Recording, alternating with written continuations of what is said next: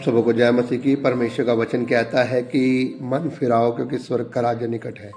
मेरे भाइयों बहनों, मैं आपको बताना चाहता हूँ, परमेश्वर हमें चाहते हैं कि हम अपने पापों से मन फिराएं। हम अपने उन गुप्त पापों से मन फिराएं जो हम छुप छुप कर करते हैं, चाहे वो गंदी वीडियोस, चाहे वो गंदे मैसेज, चाहे वो गंदी फ़ोटोज़, या हम बहुत कुछ चुप कर गलत में करते हैं और हमें ऐसा लगता है कि कोई हमें नहीं देख रहा, कोई हमें बोलने वाला नहीं, कोई हमें कुछ कहने वाला नहीं।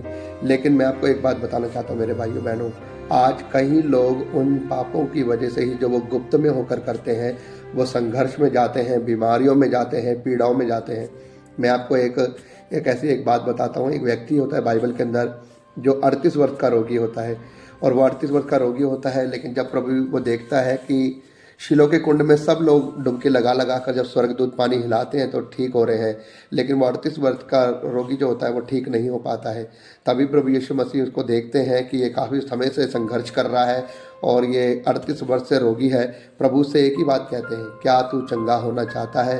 वो प्रभु से एक ही बात कहता है, हे प्रभु, इससे पहले कि मैं शिलो के कुंड में उतरूं, मुझसे पहले कोई दूसरा उतर जाता है और कोई मेरे पास नहीं जो मुझे उस कुंड में उतार सके। प्रभु यीशु मसीह उसके ऊपर तरस खा के बोलते हैं कि उठ, अपनी खाट उठा और चल फिर।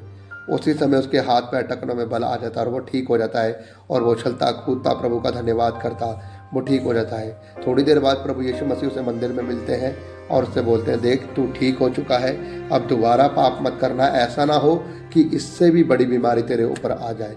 मेरे भाइयों बहनों, मैं आपको बताना चाहता हूँ, इसका मतलब यह है कि उस व्यक्ति के ऊपर जो 38 वर्ष से जो बीमारी आई थी, वो कोढ़ की, वो जो उसके हाथ पैर टकने काम नहीं करते थे, वो घिसट घिसट कर रेंग रेंग के चलता था, मैं आपको बताना चाहता हूँ वो बीमारी उसके पाप के वजह से आई थी। आज जब हम गुप्त में पाप करते हैं, आज हम गुप्त में बहुत सारे लोगों से गलत गलत अश्लील बातें करते हैं, अपनी पत्नी के होते हुए भी हम बाहर लेडीज़ों के साथ रहते हैं, अपने पति के होते हुए भी हम बाहर मर्दों के साथ रहते हैं और बहुत सारे गलत काम करते हैं। कामों में हम हेरा फेरियाँ करते हैं, परिवार में हम हेरा फेरियाँ करते हैं, बहुत सारे गलत चुप कर जो पाप किए गए पाप है। मैं आपको बताना चाहता हूँ उन पापों की वजह से हमारे ऊपर संघर्ष आता है, बीमारी आती है, कर्ज आता है, बहुत सारे श्राप एक्टिवेट होते हैं हमारे जीवन में।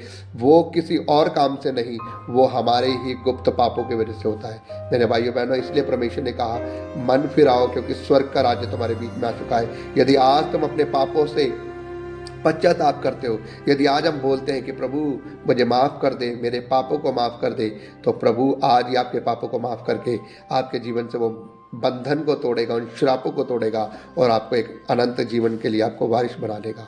मेरे भाइयों बहनों, मैं विश्वास करता हूँ ये छोटा सा 3 मिनट का वचन आपके जीवन में बड़े कामों को कर रहा है और आप मन फिराओगे और परमेश्वर की शांति को अपने जीवन में देखेंगे। परमेश्वर आप सबको आशीष दे। God bless you all.